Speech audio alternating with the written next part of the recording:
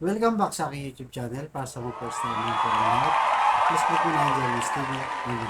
But anyway guys, wala nang bayad na libre lang. Tulong mo na lang din sa kapwa mo. Alright, thank you very much po. So topic natin for today's reflection. Paano nga ba natin palalimin pa ang relasyon natin o pananampalataya natin sa buhay natin sa Diyos? So, yan ang pagninilayan natin sa araw nito. Parang relasyon natin sa ating mga kapatid, di ba? Sa ating mga tita, mga tito, kung paano natin sila nire-respeto o kung paano na tayo nakikipag-relasyon sa kanila, yung paggalang sa kanila. Para din sa asawa, di ba? Ganun din. So, dalawang bagay para lalong mapalalim ang relasyon natin sa Diyos. Two-way siya, two-way. So, number one, yung makipag-usap sa Diyos. So, paano nga ba tayo makikipag-usap sa Diyos? So, ang pagkikipag-usap sa Diyos dahil ang salita niya ay nasa Biblia. So, yung kagaya ng ginagawa natin ngayon, nagbabasa tayo ng Bible verse tapos pinagninilayan natin. Isa na to sa paraan para natin para tayo makipag-usap sa kanya. Kaya nga yan din ang dahilan guys, kaya tayo nagbo-vlog ngayon. Na nakikipag-usap na tayo habang binabasa natin yung mga Bible verse at pinagninilayan natin kung ano ba talagang ibig sabihin nito. So pangalawa, siyempre, yung una, yung nga pakipag-usap sa Bible. Yung pangalawa, paano tayo makipag-communicate sa Diyos. Siyempre, unang-una, yung God prayer. So, yung pagdarasal natin. Sa ating mga Katoliko, yung sa Rosario, yung orasyon, marami tayo sa ating simbahang Katoliko. At lalong-lalo na yung pinaka-popular na kung saan ay siya mismo ang nagturo ang ating Panginoong Isus. Ito ay ang Ama namin.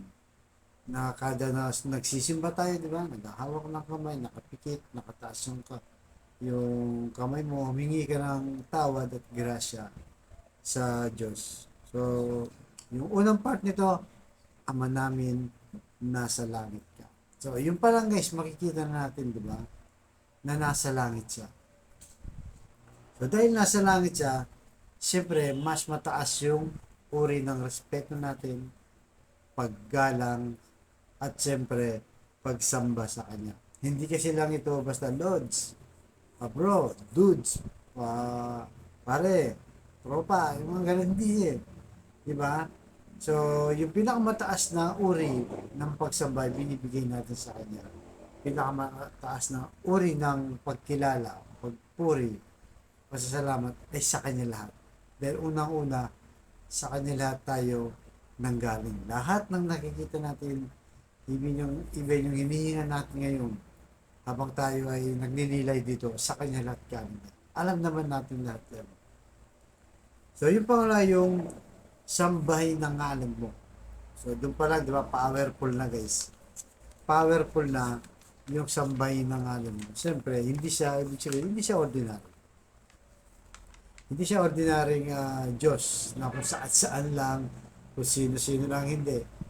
Mataas talaga siyang Diyos na kung saan na kinikilala natin, lalo na tayo mga Kristiyano.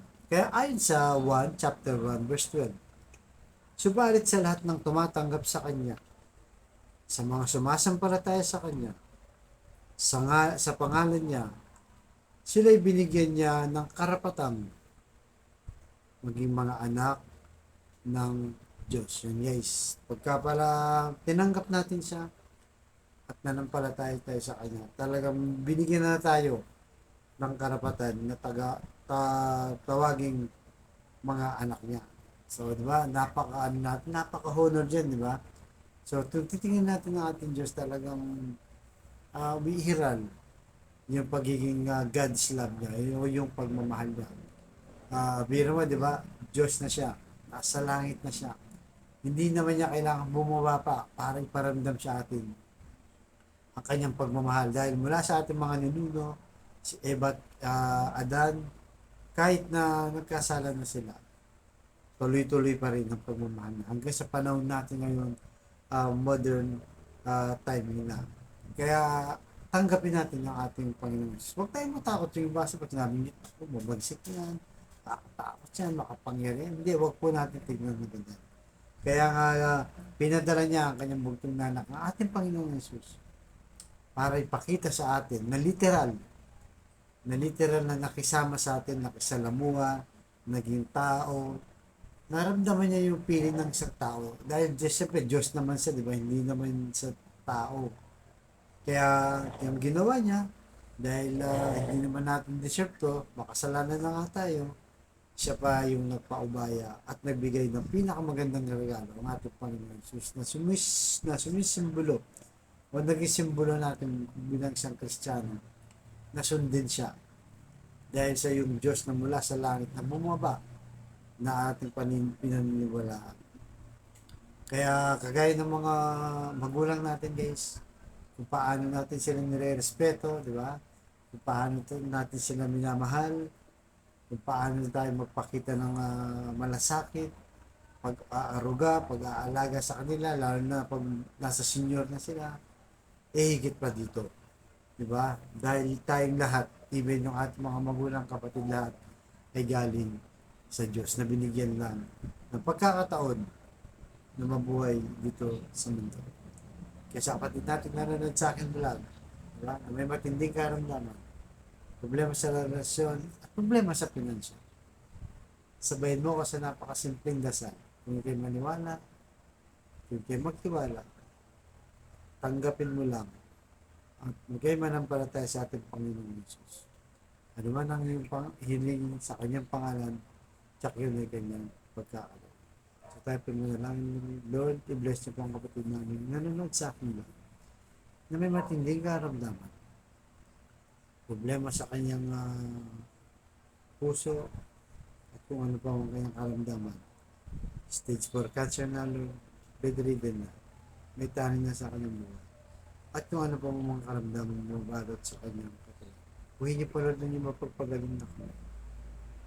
Yakapin niyo po ang kanyang katawan at tanggalin ang kanyang karamdaman. Meron din po sa relasyong nagkawatak-watak, nagkasira-sira dahil sa hindi pagkakaroon. Pagbigis-bigis niyo pamilya ang kanilang magandang relasyon sa kanilang pamilya. Lalo-lalo na po sa financial Lord na kailangan namin na. Ultimo yung pambili ng bigas, lalo-lalo na yung mga kapatid namin walang-wala. Ultimo pambili ng ulam, pambangon sa mga bata, pambili ng gamot at kung ano yun. Bless niyo po Lord ng aming po sa amin, para sa aming pamilya. So lahat ng hiniling namin sa matamis na pangalan ng Panginoon Jesus. Amen. To God all be the glory. Sana naman ang Diyos po sa. Thank you very much po.